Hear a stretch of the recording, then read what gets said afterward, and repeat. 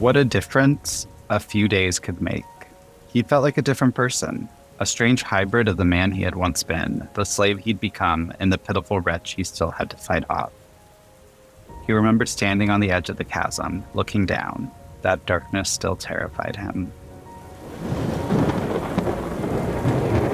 Welcome to The Storming Journey, a sacred text reading of The Stormlight Archive by Brandon Sanderson. This podcast may contain spoilers for the Stormlight Archive through Wind and Truth. Welcome to episode 22. We're going to be talking about chapter 23 today. I'm Adam, and I am the Ardent. I'm Elle, and I'm today's Worldsinger. And I'm Liz, I'll be your Veristitalian. So, one of the things that happens in this chapter is that Kaladin and Teft and Rock end up having to spend a long time doing a super tedious task. And you only get a drop or two of knobweed sap out of each of the knobweed weeds. And so it's a lot of work. And then at the end, you finally do get a bottle full of super important liquid. And it made me think about most of my projects are a bunch of little tiny things over and over again. Cross-stitching, for example, is just stabbing a needle a bunch of times artistically. And that's one of the things I do a lot. Another one, I'm actually currently working on a miscloak out of crochet, but for the people on the video, you get a sneak peek. But it's just a bunch of little stitches over and over again to turn it into something that looks really cool. At least in my opinion, I think it looks really cool. Listeners, it does in fact look really cool. It just takes a lot of work, but a lot of what it is just like you do it in a little bit until suddenly you look back on it and it has become this thing that actually does look really cool, but you kind of have to get through the tedium of little tiny bit at a time first. Okay, and this is our Storm's Eye view of the chapter. While Bridge 4 works to gather stones, Kaladin, Teft, and Rock secretly gather knobweed stems and tie them underneath the wagon to bring home. Syl is really good at spotting the weeds. At night, the three sneak out to retrieve the knobweed and some broken bottles. Near the chasm, they sit down to milk the knobweed for the antiseptic it contains. Rock tells about how he became a bridgeman when his cousin attempted to defeat Sadeas in combat. Teft pushes Kaladin to share his story, but Kaladin will only say that light eyes don't react well when you refuse their gifts. So the theme for this episode is work. And before picking, I oscillated between labor and work. Because there are two different texts, right? Two different ideas, two different terms that mean different things. And I wanted to pull in work here because it's a chapter that, as the Storm's Eye view pointed out, it's just they're doing things. They're just working. It's not like good work per se, lifting rocks, gathering knobweed sap. But it's a chapter that really highlights the different ideas of work. And I wanted to kind of guide our conversation through perhaps 5 different aspects of work in the chapter. And Liz and Ellie, you can both pull in other ideas of work along the way too. But I was wanting to first talk through the work of the world itself. So the work of Roshar, since we get a little bit of what Roshar's work is in this chapter, the work of the bridge crew, the work of Syl, and then the work of Kaladin. And then I wanted to conclude the conversation with the work of the lone little boy at the end of the chapter, because he's fascinating to me. Is there anywhere else that you two would like to go? I think that's a good summary, so let's follow it. All right, so work of the world. Here we're seeing a lot of Roshar, right? We're learning about knobweed sap. We're learning about kind of like the rocks themselves. What type of areas did you see of the work of Roshar happening? We see a lot of how the plant life on Roshar is specialized to deal with high storms, right? We have this paragraph early in the chapter that talks about how all the plants that pull themselves in, and they don't pull themselves quite as much in here near the Shattered Plains because it's more moist, and so they don't have to conserve water as much. But the plants are very active on Roshar, right? They do work more visibly than ordinary plants do on Earth. And then we have the knobweed sap, and there's also this description of the plants hiding behind the boulders, right? And growing on one side where they can pull themselves back behind the boulder if they need to hide. It reminded me of, I lived in Washington State for a long time, and the plants that grow on top of other plants and just moss everywhere, and the way things interact. And it's very different on Roshar. I think, what does he describe it as? Look, the boulders look like an old man with like ear hair sticking out the sides. It's like, okay, that's a description right there. I also lived in Washington State for a little bit, and going from living in Utah, which is like all deserty, to the western side of Washington, we were living up by Bremerton, and there's like these giant trees that are like 50 feet tall, and you drive past them and it does look like an entirely different world than, you know, Provo, Utah, which is like all very just like brush, and like there's some trees somewhere, but like the difference is very stark. So I like that image. One of the other world building elements that we get a lot of is the moons. And the moons all have different times of the night. I don't really know how that would actually work in the world. But apparently their cycles are perfect. So the moons are always at night and always perfectly during the same set of hours at night. And so like the work, like the moons do work of like timekeeping. And then there's like always 1 hour where there's no moon shining at all. And with that, they mentioned them kind of in tandem. They have the moons providing light, but then also the spheres that provide light. And that the spheres are like this major part of not only providing like a financial exchange, but it's also the way that people keep things lit. But you have to be careful about how you keep things lit. So it might actually be worth the extra cost to like use oil or lanterns as opposed to keeping them in a cage or something so that they're protected and giving off good light, which I just think is like an interesting decision to have to be making. I think that really highlights a key connection of work though, right? It's like the plants have their own job that they themselves do to stay alive. Moon and the spheres are assigned jobs by beings of consciousness, right? Of beings who can view them. And it's like, and the moon and the spheres are not like living per se, although what is raw investiture when it comes to something living? Who knows?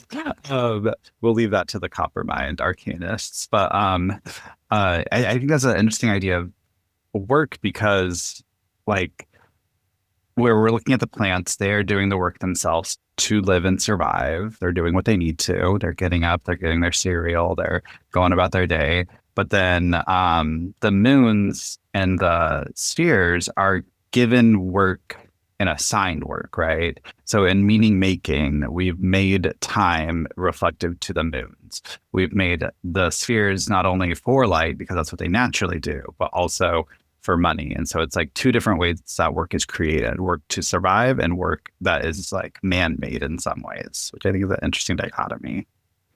Do you guys have any thoughts on that dichotomy? I mean, I think we can kind of tie that into the way that bridgemen are given. Like there's work they have to do, and there's work that's kind of made up for them to do because they need to have something to fill their days with so they don't get too desperate.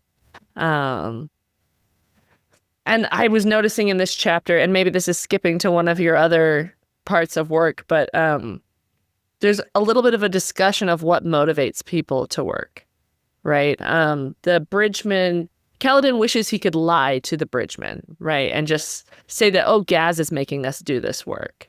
And then instead of taking responsibility for, like, I got us assigned this work myself. and kind of the resentment of having work imposed upon you when you were expecting to do something different is interesting. I think that moves us right into the next like area of the work of the bridge crew itself, right? Which is like, I like that pointing out that there's like in a community, there's a relationship of work of where work can be assigned, work can be taken under and of what you're doing. And it's like Kaladin's finding perhaps not joy, but finding a sense of purpose through the work that he's assigned himself. Find the knobweed sap, care for these poor people who got harmed in the previous thing. That's not work that he's been told to do. It's work that he wants to do. It's work that is helping him overcome his own like numbness to the world that being in an enslaved environment has done to him. And so it's like that duality of work that can reflect that same insight from like the plants, and the assignation of work also is like reflective in the community of work, right? Recently, like this week, as of this podcast recording, I listened to the If Books Could Kill podcast, and one of the most recent books I covered was talking about jobs where nothing you do is worth doing. That like all the job itself is meaningless, but it exists anyway. And the host kind of talk about like, it's very, very rare that somebody's entire job is pointless. But it's very common for elements of somebody's job to be completely pointless. And I think like with the bridge crews, Liz, what you were pointing out of like some of the jobs they're assigned, they know, their overseers know that this is a completely pointless job insofar as it doesn't really need to be done. It is keeping them busy. Is that like an actual need that needs to be fulfilled? Or is it just like they're making stuff up to do? And like they talk about chasm duty kind of similarly of like, do we really need to be like going through all of this stuff?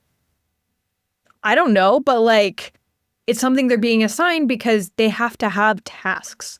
And I think that's like, I think about that sometimes in my own life. Are the jobs that I'm doing like those mindless tasks just to have work? Like I played Fire Emblem Three Houses when it came out. I think I got it from the library. So I didn't buy it, but I like got a copy because I was like, I don't know, I might like this.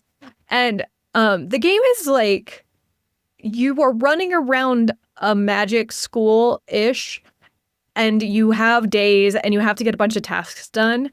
And on the face of it, it sounds like something I would love. But after like a day and a half of playing it, I was like, why don't I like this? And I was like, oh, because I'm doing a bunch of tasks, but like I'm doing them because I feel like I have to, not because I want to. So I'm going to stop playing this game altogether. But then you give me something like, I don't know, Animal Crossing, and I'm like, yes, I will go do all my tasks. I will find my 4 fossils and I will dig them up. And it just feels different. And I think Kaladin talks about this as well when he's still struggling here to figure out how to motivate the Bridgemen to move beyond this like mere subsistence, right? That he describes of like when Kaladin was a slave, he just did whatever was in front of him. He says they're not selfish. They don't even care enough to be selfish. They're just acting on instinct, doing what people tell them. And he's trying to motivate them, but he doesn't know how. And he says, it's like I'm offering them piles of spheres, but not giving them anything to spend their wealth on.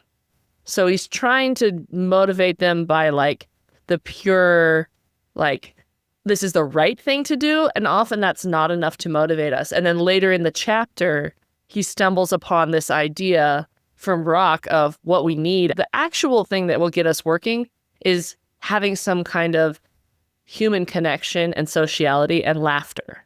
And like we get that coming in the next few chapters where we start the tradition of the stew. But like that's what motivates people, not, well, it's the right thing to do, so you should do it. It's also, if I can do a brief world hopper connection here, it's a theme that comes up throughout Brandon's work, right? So if you haven't read Elantris yet, please skip over because there's going to be spoilers for the next like minute or two. But in Elantris, the central aspect of it is when Raoden builds up the new Elantris, right? What Elantris could be. It's all about that need, that drive, that want to work, right? The man who's just like cleaning all of the muck off everything. The entire central aspect of that little utopia is that need to work. And it's like highlighted in a paragraph in this chapter, right, where he says, quote, need, that word had strange effects on men. Some ran when you used it, others grew nervous. Teft seemed to long for it. He nodded, muttering to himself, but stayed with them as they went on. End quote.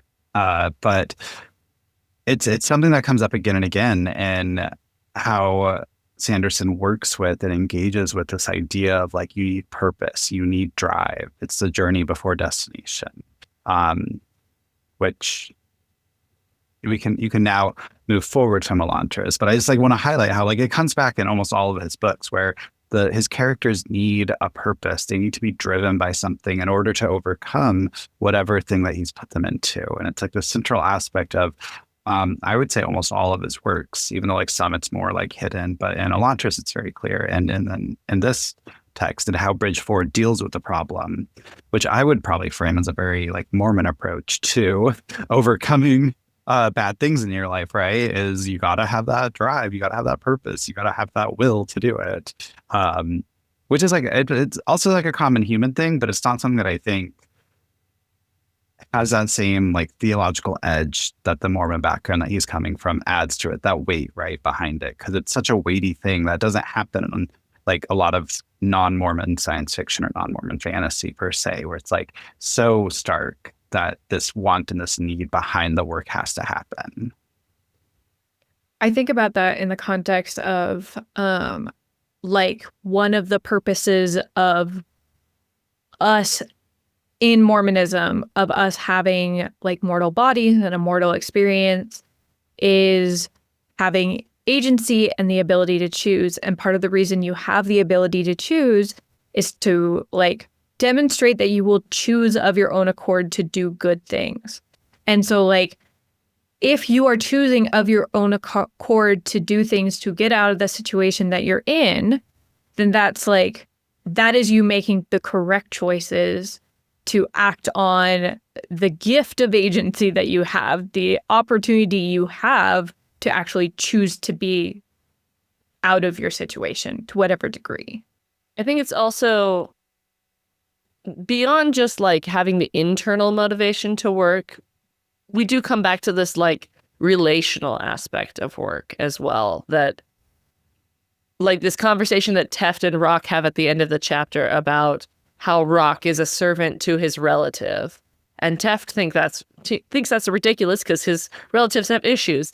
But then Rock brings up this point: you would rather serve someone who you do not know, and so bringing up this aspect of it's easier to work for someone that we care about than to work for an anonymous corporation, right?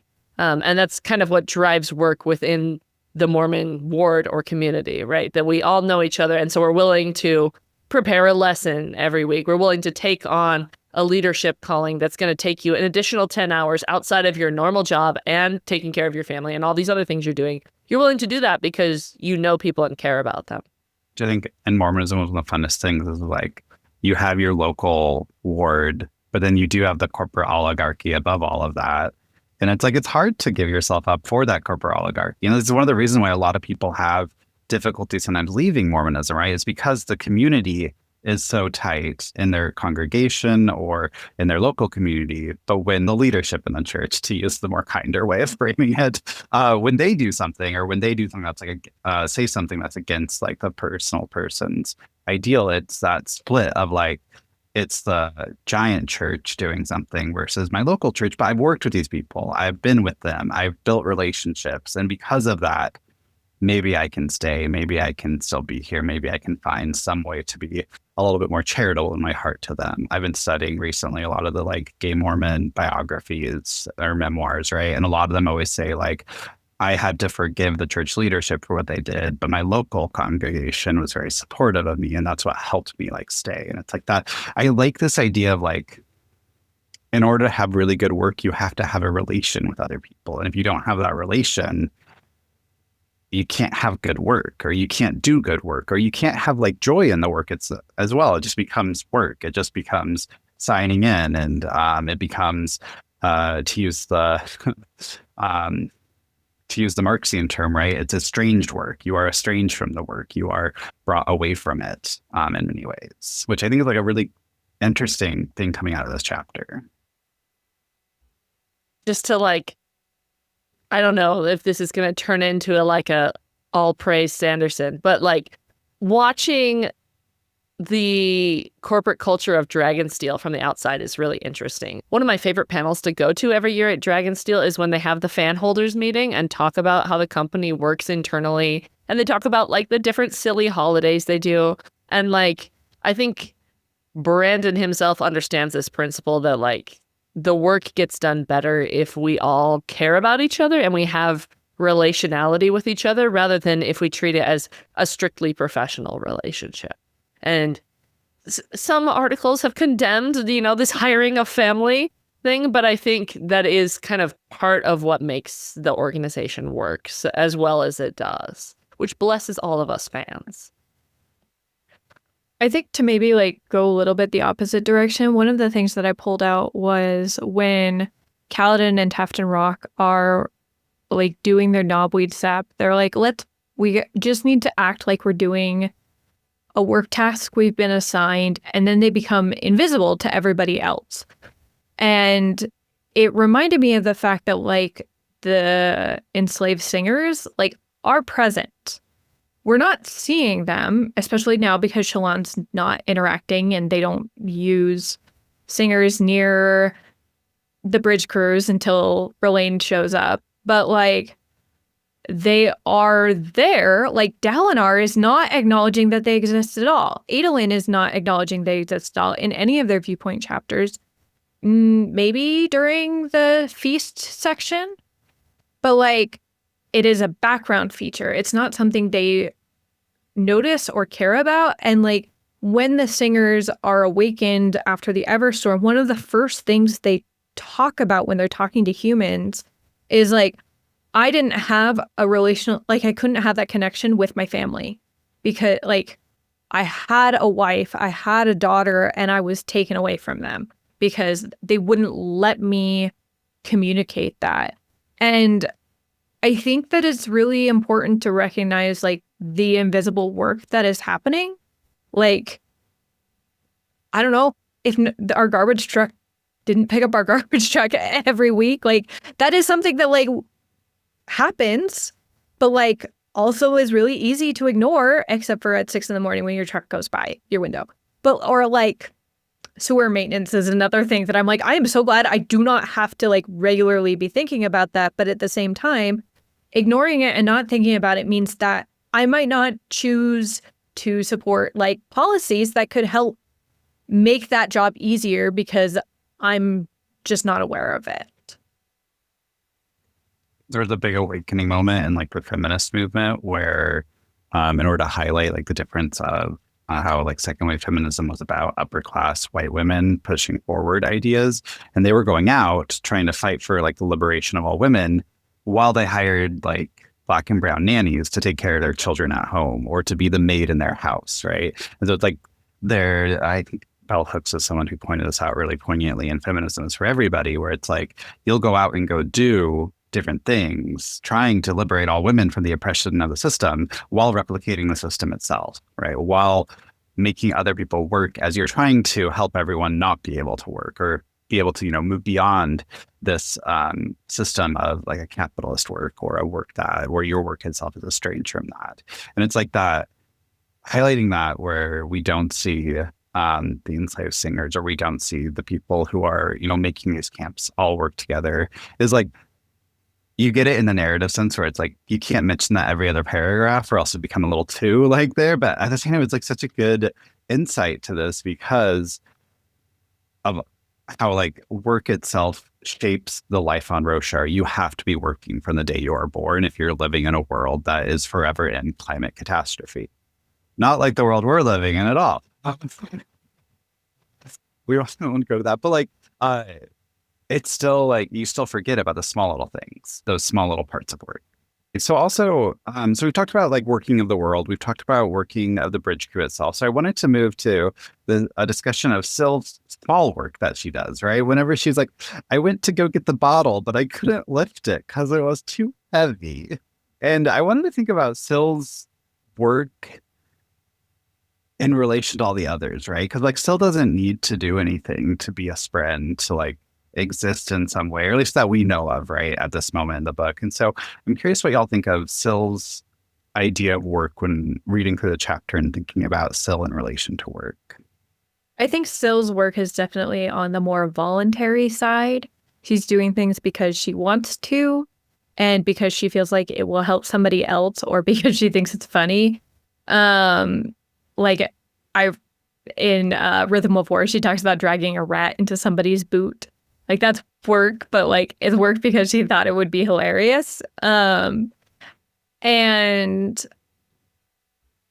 I think it feels like the ideal of a work situation where someone is doing the things they want to do because they want to do them, not because like they're forced to do them or because they're like trying to make a living wage or like just subsist. And it does feel a little bit like a breath of relief in terms of like how to consider work, of just like, this feels nice. She is choosing to do this of her own accord. She doesn't do it if it's too hard for her and overexert herself. It's just light. But I think also like that work is optional, but the work that she's doing that's really hard is more internal work, right? We get this comment from Kaladin that she's seemed to be changing by the hour, growing more and more or something. And he's not sure what that is, more individual, more smart. And it reminded me of how it is to be around children, right? Children do not do work per se, but their work is to grow and to gain experience and to learn, and just how quickly that happens. And Syl kind of does that in fast forward here in the course of only a couple of maybe 2 years total. She goes from being semi-sentient to being like a full adult person who can have empathy for people and make decisions on her own. And that work is real work, even though it doesn't look like it to an adult. Work doesn't have to be just physical work, which we should all know because, we're all knowledge workers here. So thinking work can also be work, right? Something that takes us a lot of energy inside. I'm always talking to my writing students about how writing feels hard, not because you are a bad writer, but because it is actual work. And most of that work is thinking and figuring out concepts and then figuring out how to put them into language. All of that is real work, and you should not expect it to be easy.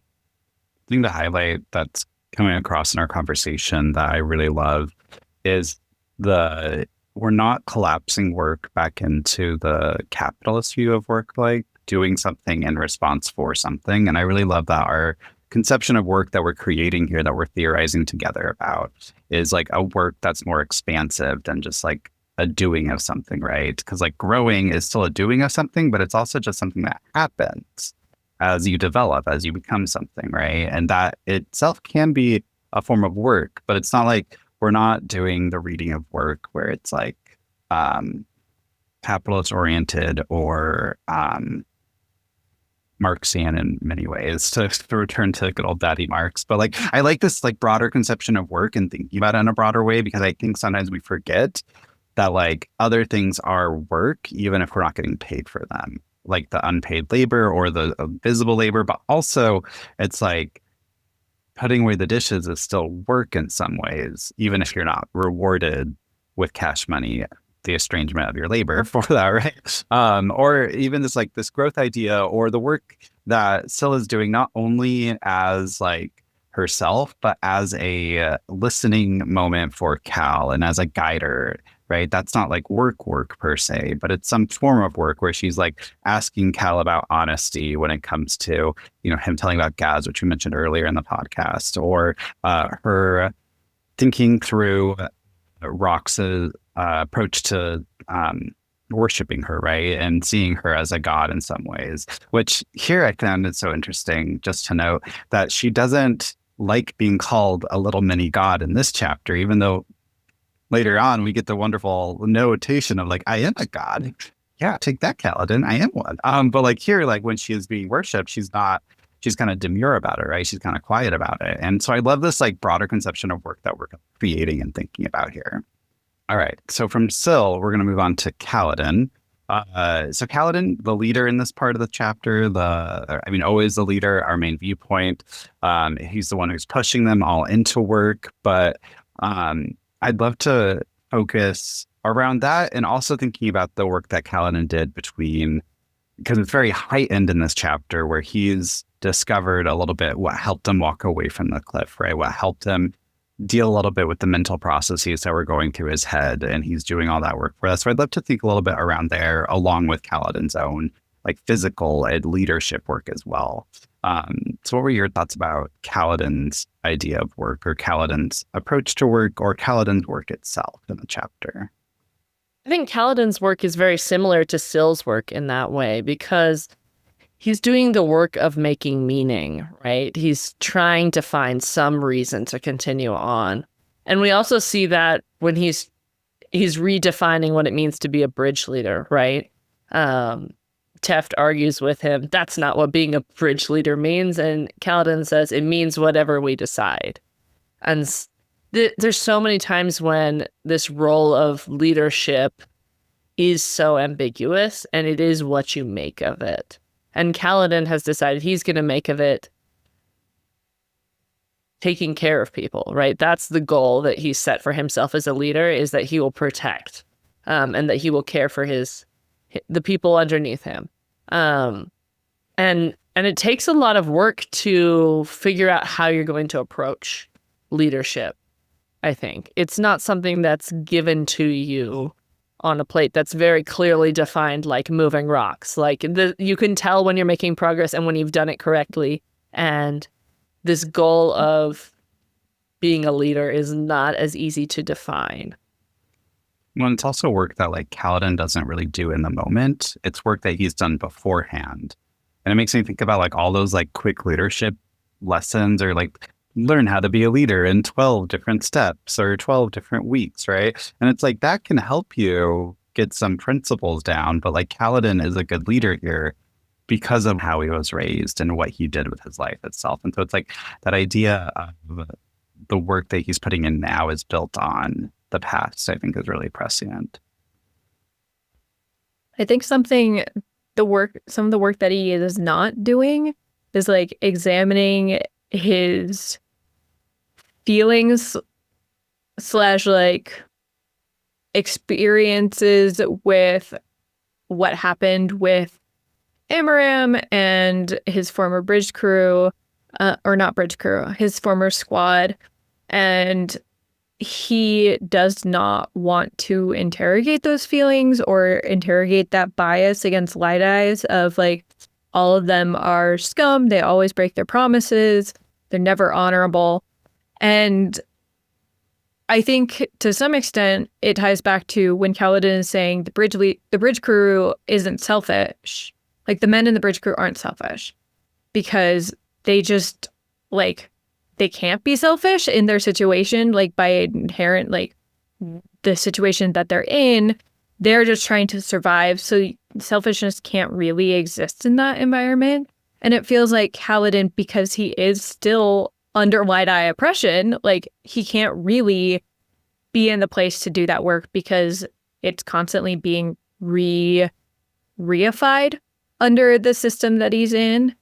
But I think it's also a really hard thing to overcome such strong biases with such strong, like, emotional ties. Like, that was a horrible situation for him to have been put in. So I can't really, like, it's not that I don't blame him for not doing the work. I do think he needs to do the work, but, like, that's also a very understandable thing to not be trying to overcome.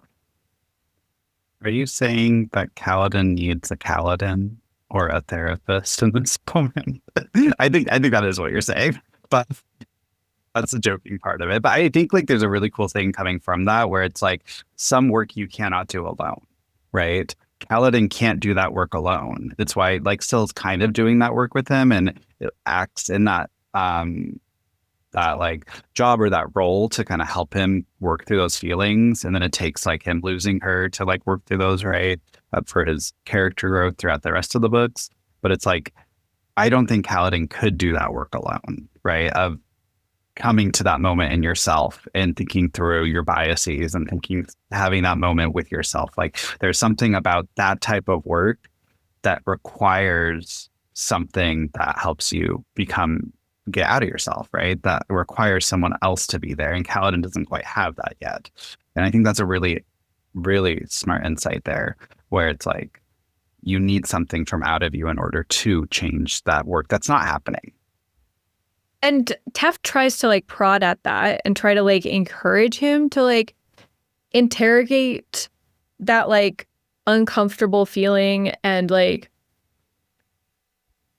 there are other points where like there are people around him trying to like push back and say, hey, I don't know if it was that bad, which like, I mean, it was that bad, but like maybe there are other ways that like Dalinar could actually be honorable now. There are ways that Light Eyes could become honorable. Maybe you could help them understand ways that they aren't being honorable. And like this doesn't really ever end up coming up in the series. Like it ends up being like, well, we can't handle racism right now because it turns out we have bigger problems to solve. Like I don't feel like Adolin and Shallan and Dalinar ever really confront the fact that they are oppressing Dark Eyes to the same degree. But like there are people trying to push back, but I agree that like he needs other people to help him talk through and work through these things. Changing your biases like almost inherently can't come from within yourself because you don't realize that it's a bias until you see it in contrast with something else. You don't understand, oh, I'm only picking men to these roles until somebody points out, hey, you're like team is 90% male. I think you might have a bias towards picking men for your team. And then you might try to be a little bit more conscious about, oh, I'm going to try to pick more women on my team. But like, it's not going to be until somebody points it out that you can overcome that. I think as well, one of the fun things in Sanderson's work is like, it's people can help you support in that work, but there's also structures that can do that. And Liz, this is what you wrote about, right, in your SFRA review essay about Sanderson's magic system, is how it's the religious system itself that helps the person witness those things, right? The ideals are part of the work there that helps you have that self-reflection of the work you're not doing. And it's like why Kaladin, say, in the fourth book struggles so much to get to the next ideal is because he's not doing that internal work, even though he's being asked to do that internal work. I don't know if you want to talk briefly about that, Liz, because you're the expert here. I think you did a great job. I think that's fine. Yeah, but yes, like the structure of the Knights Radiant does set us up with a very clear system of here are your spiritual levels of work you need to get through. And it's not just saying the words, it's doing the internal work that matches the words. And that's what allows you to then have this increase of power, which is a very Mormon way of looking at it, that like you may be ordained to a certain office in the priesthood, but it all depends on your behavior, whether you have the power of that office.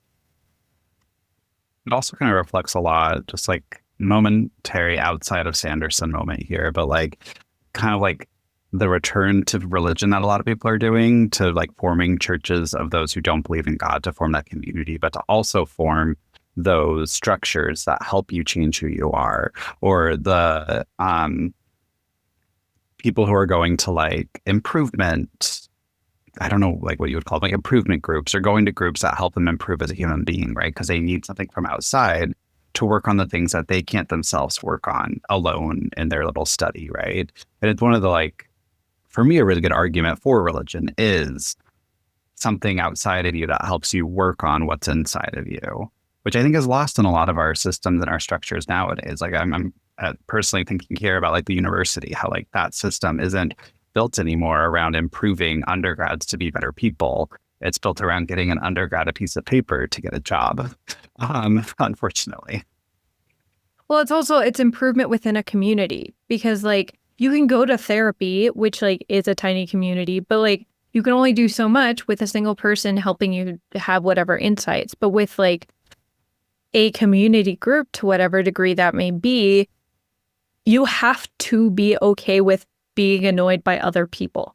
And like, it reminds me of my friend calls it friction maxing, of like trying to find ways to have friction in your life, because a lot of life right now is like, oh, it'll be easier if you just use this AI tool or whatever. And it's like, no, this year we're friction maxing. And like, it is good for us to be annoyed by other people, or to have to like be a little bit out of our comfort zones, as much as we don't want to sometimes, because that's what helps us grow. It helps us be okay with people doing things that are a little bit different than we would want them to be doing. And I think that like communities are the best place to have that kind of work. All right. Last moment of work to talk about, and then we'll move on to the sacred reading. I don't want to spend too much time on this one, but I just thought it was so interesting how one thing that I always know in Sanderson's work is whenever he pulls in a random character, always pay attention, because that character is going to highlight something different. He does this as a writing technique. Something that he learned through his own writing classes was always to like, if you're having a big epic moment, put in a random character in order to show a different perspective, or to show a different emotion, or to cause maybe that friction itself, or also to like give a different point of view. And at the end of the chapter, one of the final areas of work that we see is in the lone boy. So I'll read just briefly a few sentences about that. And I want to like talk briefly through that lone boy who's watching the Chols and thinking about his work, which I think like is going to highlight a lot of the conversation that we've had. So near the end of the chapter, it says, quote, "A lone boy sat upon a pin post staring up at the moon. Chols were valuable enough to watch over. Poor lad. How often was he required to wait up nights guarding the sluggish beasts?" End quote. And right, it's when they're in the they're going to do the really boring stuff of getting the knobweed sap out, and then they see this boy, and he's mentioned twice, right? They mention the boy, and they mention again, and then Syl mentions him as well. And so I'm curious what we get from this lone boy's work of just sitting there staring at the moons, watching over the Chols. I think it's really fascinating that Kaladin is like having sympathy for him. Like Kaladin is in such a bad situation, and yet he's like, oh man, at least I don't have to stay up at night.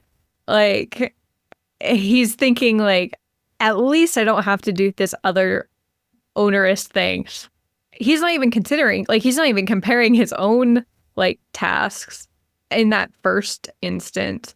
And I think about like, that's a good example of comparison can sometimes be helpful in terms of like putting things in perspective and making our lives not feel nearly as hard. At one point, I had a roommate who used to say, well, at least I'm not trapped in a coal mine for 36 days or whatever, because like that had happened and it was like a news story while we were in college. And it was like, well, yes, that is true. I am just dealing with a final and that will be over soon. And I'm not trapped in a coal mine, I guess. Yes. And I suppose for Kaladin, he just does not like staying up at late at night. Kaladin is the kind of boy who just likes to go to bed around 8, get his hot cup of cocoa, turn on a show, and then get to bed by like 9 so he can wake up at 5. That's all Cali boy is. Like, let's be honest. I think it's such a almost idealized version of work in a smaller community. I think maybe it reminds Kaladin of his town where he grew up, right? Of Hearthstone. Because there's this boy who's contributing to the army in a very, very small way by doing something that is almost not worth doing, but somewhat worth doing. And so we're going to put this kid in charge of it. Just sitting there and making sure no one bothers the Chols. And he's kind of also involved in a little bit of artistic contemplation. It almost reminds me, okay, this is a stretch, but it reminds me of kind of Brandon, right? Like working the night shift at the hotel so he can write novels. So like you're doing work that just requires you to be present. And occasionally there might be like, something disturbs the chills and you got to like round them up, calm them down. But for the most part, your work is just to be present, and it gives you so much time for contemplation. Like Elle was talking about that, like sometimes you're just required to do something boring. And if you can find something artistic to do while you're doing that boring job, it can make it worth it. And this boy is just sitting there staring up at the moon and probably thinking his deep thoughts and having, existential crises as whatever teenage boys do when they sit and stare up at the moon for an hour or 2 or 10 while they're watching these chills. So it is an interesting type of work when the work is just being present. I think it's also a moment that helps us remember the drive to work, right? Because like some people really enjoy that, where they don't need a job that is completely purpose driven, is completely guided by your inner sense of what you need to do, which is what Kaladin's example shows us, right? He's driven by that sense to protect. And there is no Knights Radiant for those who just enjoy sitting and staring at the moon per se. I mean, maybe light weaving, but at the same time, there's drive between each of that. And I think sometimes as someone who is very driven, I can forget that sometimes there are people who find a lot of joy in work that doesn't quite need to invest themselves in their entire being. I am not that person. Very clearly, since I'm up at 10 p.m. doing this. I don't think any of us are, given that we all start a podcast. No. But I think it's important to remember, right? And to think about. And that's why I love this little boy being here, right? It's like we have such a purpose-driven book with a purpose-driven magic system that is connected to people's internal core drives. And we have this moment of this boy just staring up and enjoying the world in the moment. Something that you don't get in a branded book because it is a straightforward march to the end. And it's just such a moment of like reflection to add to this like difference of what is happening, right? To the bridge crew and to Kaladin himself as he is transformed into something better. All right, really, really good conversation around work and around the concept of work in this chapter. I really have enjoyed what we've talked about, but it's time to move to our sacred reading method, which today, dear listener, we get to introduce or create or imagine a new reading method that we have been discussing when I brought this idea, because I was like, work, how are we going to do a sacred reading method of work? And as we were talking off podcast, we came up with the idea of a sacred reading method of scripture chase, which is a Mormon technique of having fun with your scriptures. Do either of you want to describe what a scripture chase is? I didn't do a lot as a kid, so I would love to hear what your experiences are with it. My experience with scripture chase was related to seminary, which for non-Mormons is a very formal process for adults, but for Mormons is a high school experience. So if a Mormon tells you they completed 4 years of seminary, it's not as exciting as you think it is. It probably, if they were outside of Utah, involved them getting up before 5 or around 5 on a school day to drive somewhere, at least 15 minutes away, if not more, and to be in a class for an hour before school even starts. But as part of that, oftentimes when you'd get more of the youth together, at the time I was doing seminary, there were scripture mastery scriptures and there were 100. There were 4 for each set of standard works. It's complicated. I'll explain more in the show notes. And so there would be 25 scriptures, and they would like give you the first like word, or they'd give you an idea, and you'd have to go open your physical scriptures to the actual scripture. You'd have to know the verse, like have the verse memorized and what reference it referred to, and know how to find it and where to find it. If you were lucky, you owned a set of scriptures that had tabs indented on the side so you could jump to the right chapter instead of having to just, use a straight flat thing. I was really good at it. because I memorized scriptures and because I'm good at finding things. So there is that. I like scripture chases. That sounds about right, I think, Liz.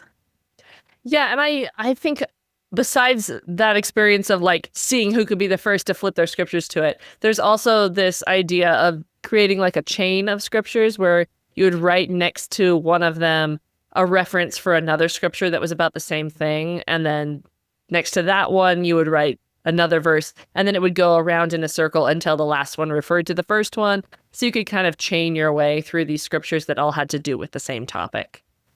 And those were beyond the footnotes that were supplied by the church's edition of the scriptures that would often take a word and then they'd footnote to a different thing, which is why it's really important to know what chains are there, because you can change the interpretation of what a scripture means by deciding what to chain with that scripture. It's a whole thing. I won't go into it. It'll take too long. That was really great. Thank you. So when I'm thinking about scripture chase, when I'm thinking about this method, and we're going to like probably work it here in this podcast. And then when we do it again, it may be completely different. I think that's one of the beauties of these sacred reading methods is like we're all bringing our own experiences to them.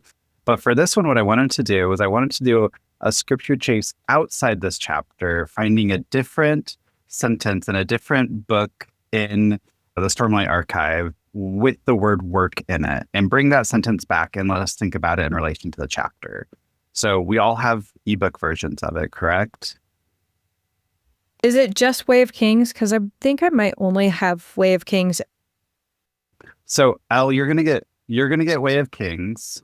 Liz, what do you have on ebook? I've got them all. I needed them for my thesis, so it's so much easier to find quotes in the electronic version. So which book do you want to take, Liz?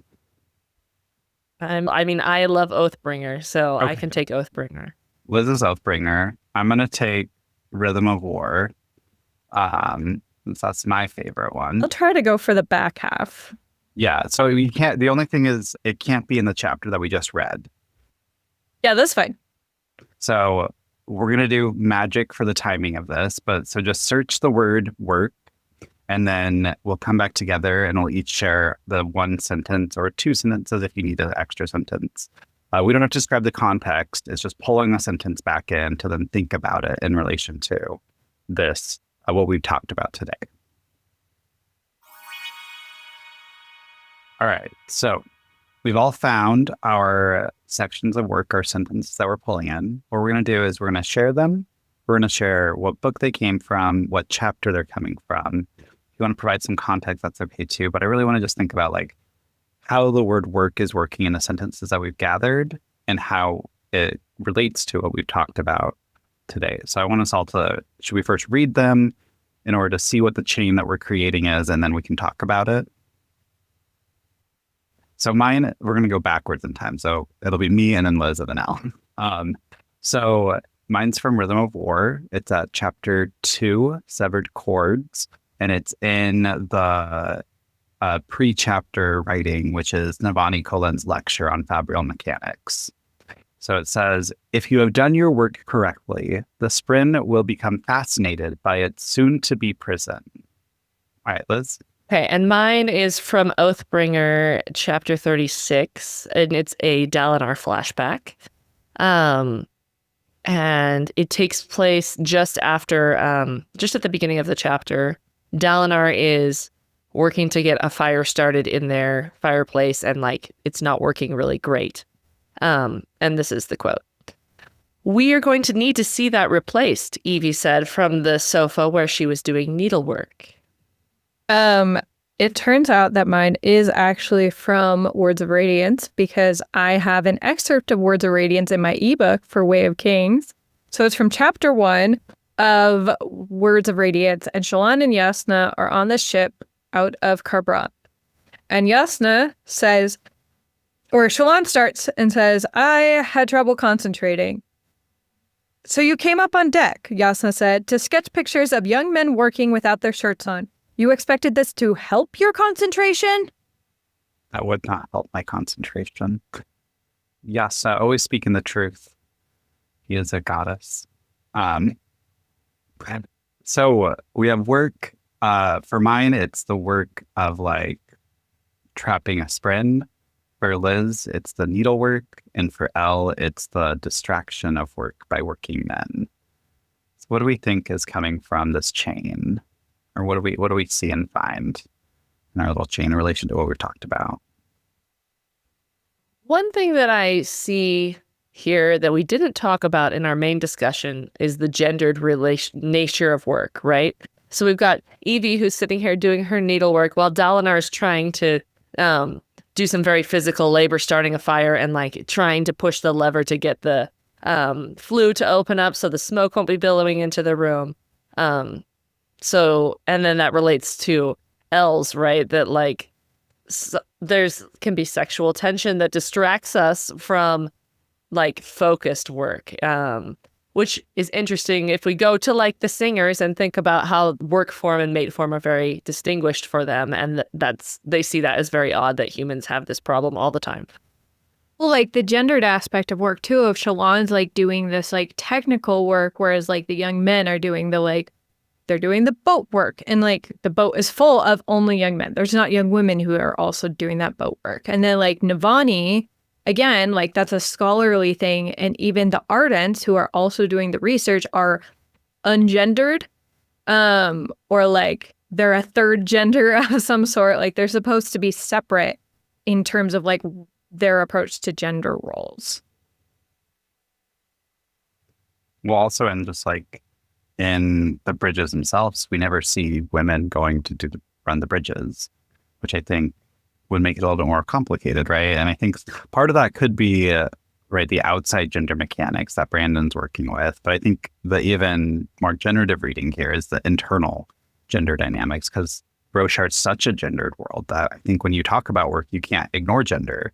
You can't ignore that it's various people of various genders doing things in specific ways, just as much as you can't ignore the difference of light eyes and dark eyes and the work that they're assigned. And work is very hierarchical, to foreshadow our next conversation, the next podcast. And I think that's a really smart thing to pull out from the scripture chase and from the scripture chain, right?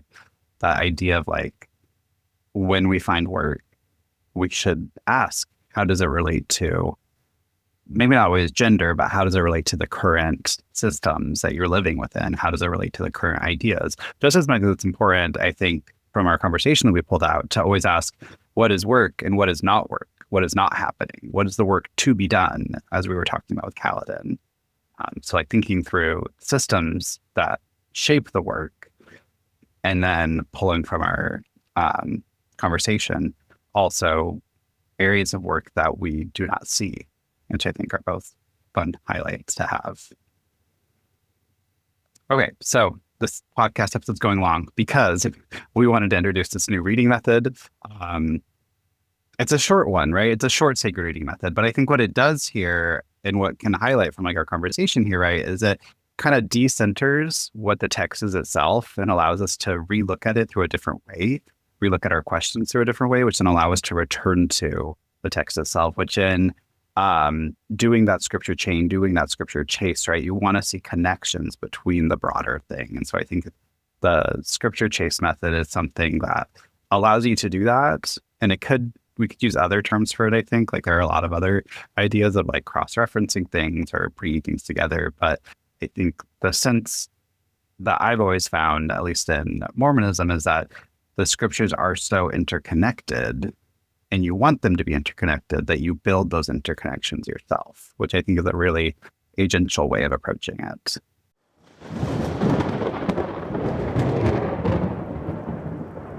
So at the end here, we're going to do the wisdom of the heralds, which is the part of the episode where we think back through what we've talked about and consider what we're going to bring into our lives from what we've discussed. I think I actually want to kind of combine something from the young boy watching the Chulls and from Syl, and give myself more time to sit and do some of that internal work, and to not always be busy or always listening to something. The problem with studying literature is that I feel like whenever I'm not doing something, I should be reading a book or at least listening to a book. But giving myself permission to sometimes sit and stare at the moon and not have anything going on and let some of that internal work also happen, because I do think it's valuable to give yourself time to process your own being and your own growth.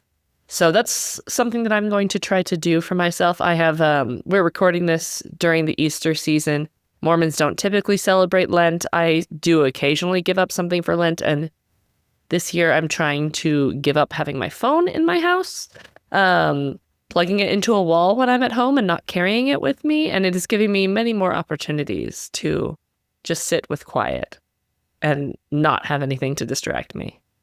I'm going to try to remember more of the building of relations in order to work better, to remember to always build relations out in order to help other people, in order to help myself, in order to connect that to the work that I'm doing. Because I think being a scholar, being someone who has to read all the time, being someone who can just hide up in my little loft and not engage with the world, I think building those relationships will really help always support the work of the mind that I'm trying to do in my career. So I'm going to try to build more relationships and always remember that work is better with relations between people.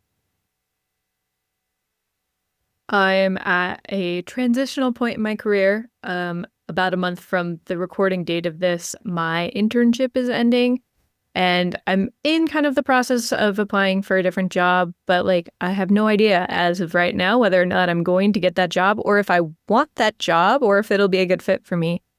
And so, because I'm fortunate enough to not personally require, like, I am not needed to supply finances, I have an opportunity to consider what I want the value, like what my purpose of working is. And I think I want to take some time to sit with what I actually want out of work so that I can maybe figure out what my career path should look like, or if it's not a career path, or if it's something completely different in terms of how I approach the work that I do want to do. Thank you for joining us today on The Storming Journey. You can support our work on this podcast by subscribing to our Patreon, leaving a review, or sharing the podcast with a friend. We hope you'll join us next week, and in the meantime, remember, journey before destination.